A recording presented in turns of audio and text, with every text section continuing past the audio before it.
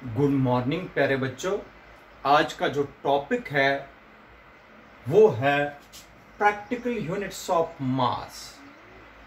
ग्राम और केजीज के बगैर भी आज कुछ यूनिट्स में बताता हूं मास के। इसी तरीके से practical units of time, second के बगैर भी कुछ यूनिट्स टाइम के होते हैं। प्रैक्टिकल यूनिट्स में आज आप लोगों को पहले मास के बताता हूं, फिर टाइम के। कल हमने प्रैक्टिकल यूनिट्स पढ़े थे लेंथ के, जिसमें आप लोगों ने एस्ट्रोनॉमिकल यूनिट पढ़ा था, लाइट ईयर पढ़ा था, पारसेक पढ़ा था, फिर स्मॉलर यूनिट्स पढ़े थे माइक्रोन, फिर पढ़ाया था मैंने नैनोमीटर, फिर एंगस्ट्रॉम, फिर मैंने पढ़ाया था Fermi.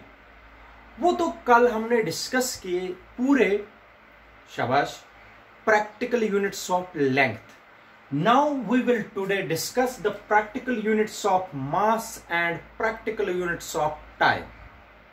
Something always from these numerical values are asked in examination or in case of entrance examinations. याद रखें, पॉइंट्स बड़े इंपॉर्टेंट हैं। सबसे पहले मैं आप लोगों को बताता हूं प्रैक्टिकल यूनिट्स ऑफ मास। ठीक है बेटा, अगर प्रैक्टिकल यूनिट्स मास जैसे फर्स्ट या ए पार्ट फॉर हैवी मासेस, अगर आप लोगों को बहुत ज्यादा मास मेजर करना है, मैंने बताया केजीज और ग्राम्स के अलावा भी यूनिट्स है। अगर हैवी मास मेजर करना है तो उनमें से एक यूनिट लगता है, याद रखना बेटा, 1 tonne. Tonne, TONNE, tonne. Tonne भी यूनिट है किसका बेटा? मास का, हैवी मास को यूज किया जाता है। या इसको सिंपली बोलते हैं 1 मेट्रिक टन।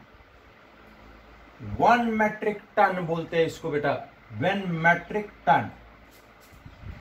ठीक है, और याद रखना बेटा 1 मेट्रिक टन होता है 1000 केजी।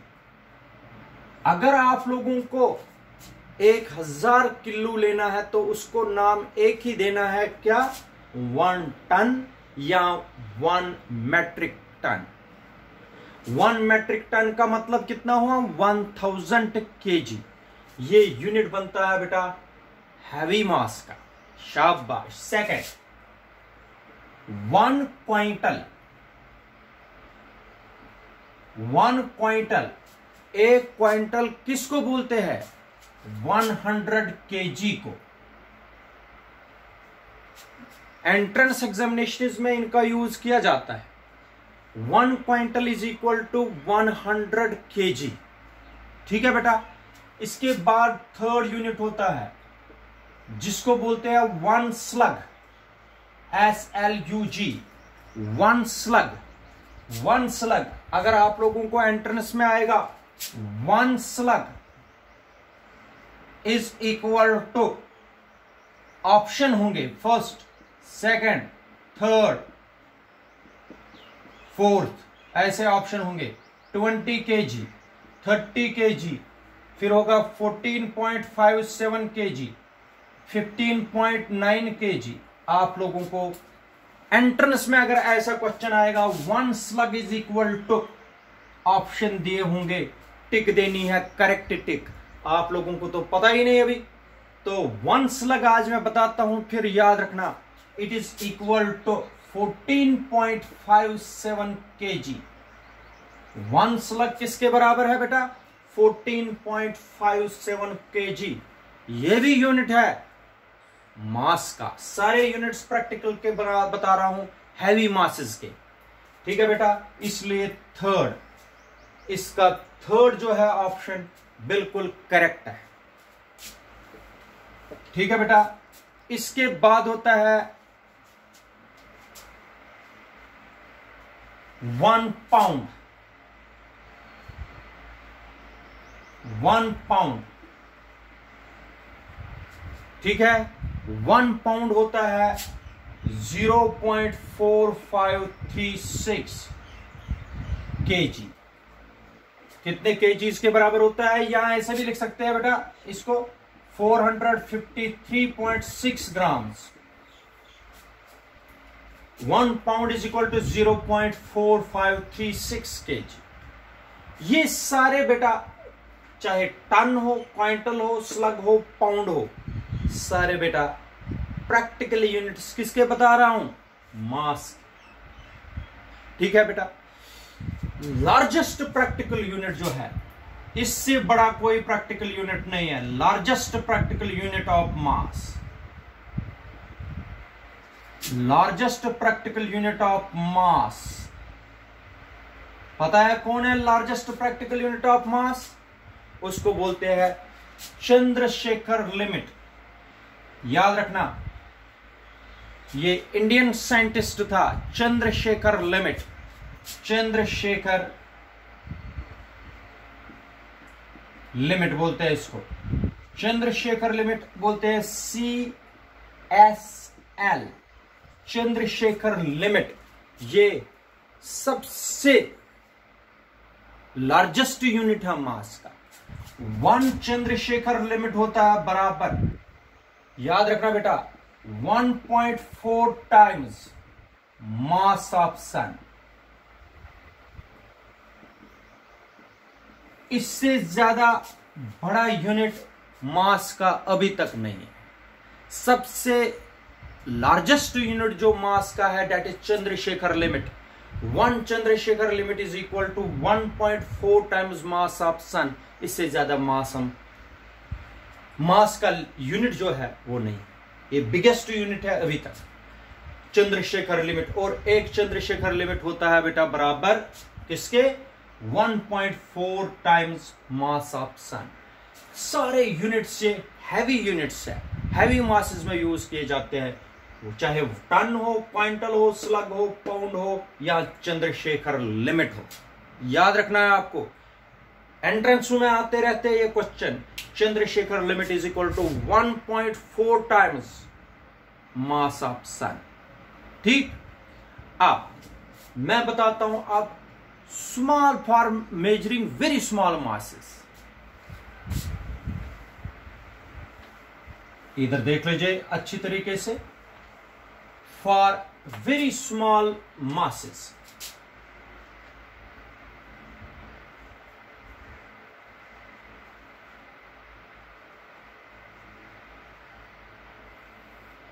अगर आप लोगों को वेरी स्मॉल मासेस कैलकुलेट करने हैं तो याद रखना बेटा, स्मॉल मासेस को कैलकुलेट करने जैसे एटम्स का मास, तो उनका मास कैलकुलेट करते हैं बेटा फॉर वेरी स्मॉल मास। जैसे एटम्स का मास निकालना है, उसके लिए लगता है atomic mass unit.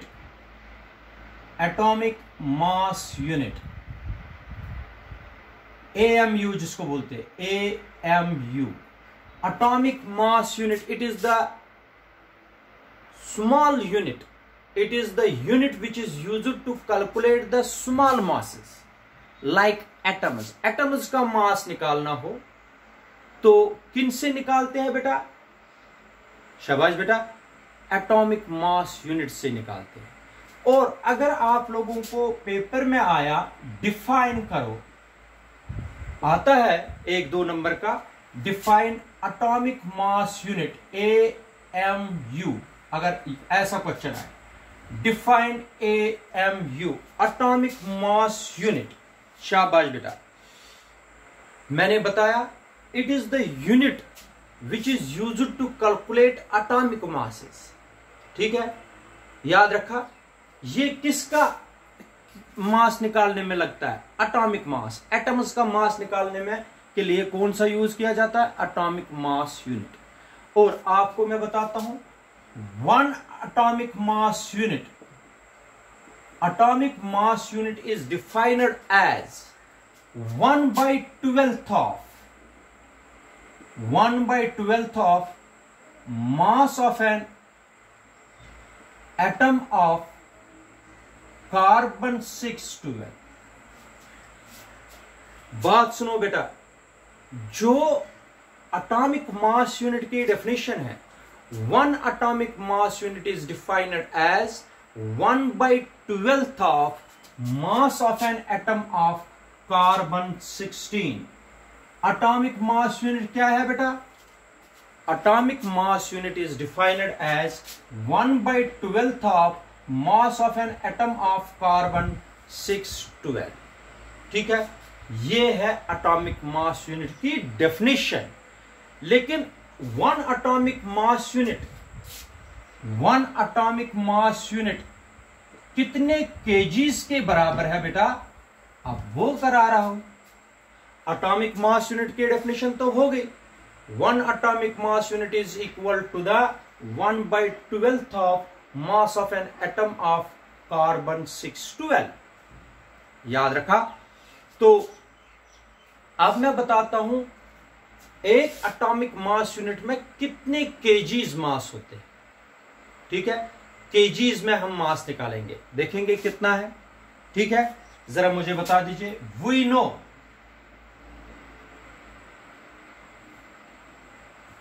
Mass of 6.023 into 10 raised power 23 atoms of carbon 612, इसको एवोगैड्रोस नंबर भी बोलते हैं। Mass of 6.023 into 10 raised power 23 atoms of carbon 612 होता है बेटा बराबर 12 ग्राम। इतने एटम्स अगर कार्बन के लेंगे तो उनका मास कितना होता है? 12 ग्राम। शाबाश। Mass of one atom of carbon 612, एक एटम, अगर इतने एटम्स का मास 12 ग्राम है, एक एटम का कितना होगा? 12/6.023 इंटू 10 रेज पावर 23 ग्राम्स। ठीक है बेटा, ये एक एटम का मास ऑफ वन एटम इतना निकला। जरा डेफिनेशन बता दीजिए। डेफिनेशन क्या है?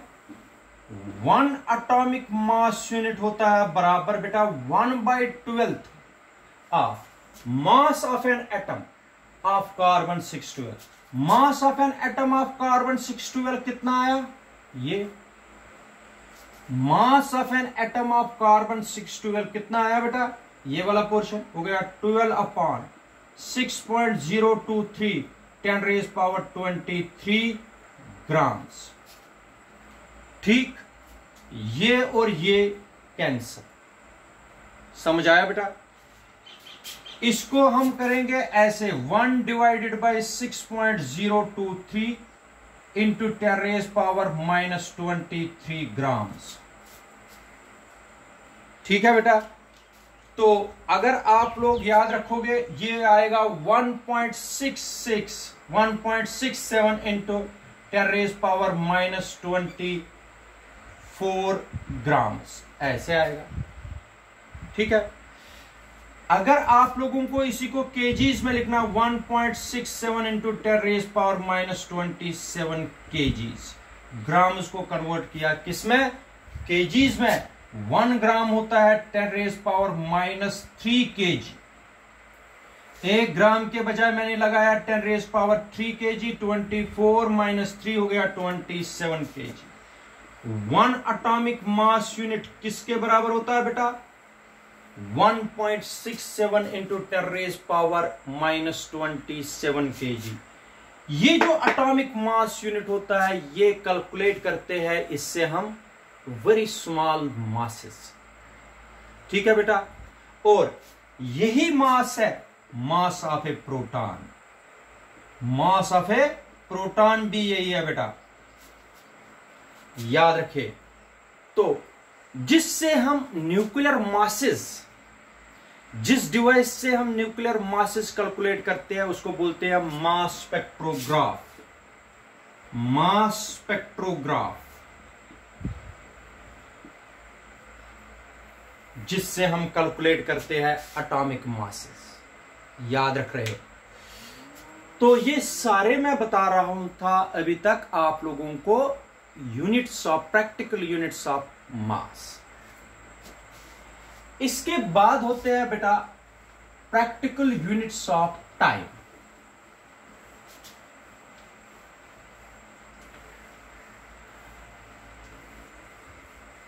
देखो बेटा,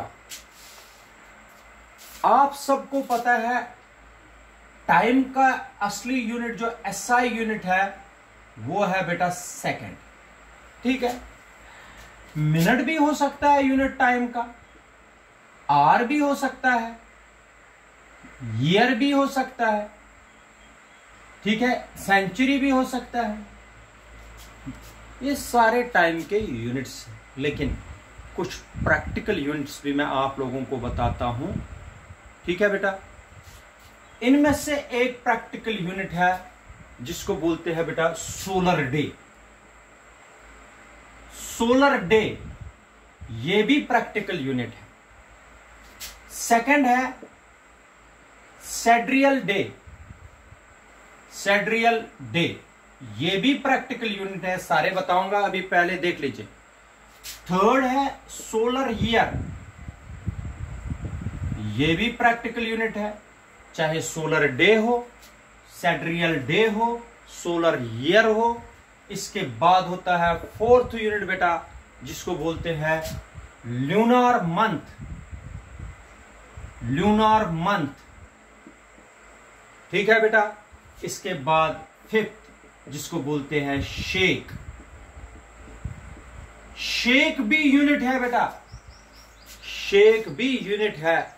it is the smallest unit of time, practical smallest unit of time. याद रखना, शेक जो होता है, 1 shake is equal to 10⁻⁻8 second. ये स्मॉलेस्ट प्रैक्टिकल यूनिट है टाइम का। Shake is also the unit of time. अब सोलर डे आप लोगों को पता है, इधर सुनो बेटा, अगर ये अर्थ है, ये नॉर्थ पोल नहीं, ये नॉर्थ पोल है, ये साउथ पोल है, ठीक है बेटा। इसको मेरिडियन बोलते हैं। ये मेरिडियन लाइन्स होती है ऐसे, ठीक है बेटा, यहां से भी ऐसे। तो सोलर डे देखो क्या होता है, it is the time interval between 2 successive passages of the sun across the meridian. Meridian पर सन 2 सक्सेसिव चक्कर लगाने में जितना टाइम लगेगा उसको बोलते हैं सोलर डे। सक्सेसिव देखो, it is the time interval between 2 successive passages. Successive meridian पर 2 सक्सेसिव पैसेज, मतलब 2 बार चक्कर, एक यहां पर था, फिर दूसरी बार जब पहुंचेगा, जितना टाइम लगेगा इसको मेरिडियन पर सक्सेसिव पैसेजेस में, उसको बोलते हैं सोलर डे। क्या बोलते हैं बेटा उसको? Solar day. ठीक है। इसी तरीके से सेड्रियल डे भी होता है। ये होता है time between 2 successive passages of a fixed star across the meridian. एक फिक्स्ड स्टार पकड़ना है आप लोगों को और देखना है टाइम इंटरवल कितना लगेगा between it 2 successive passages along the meridian.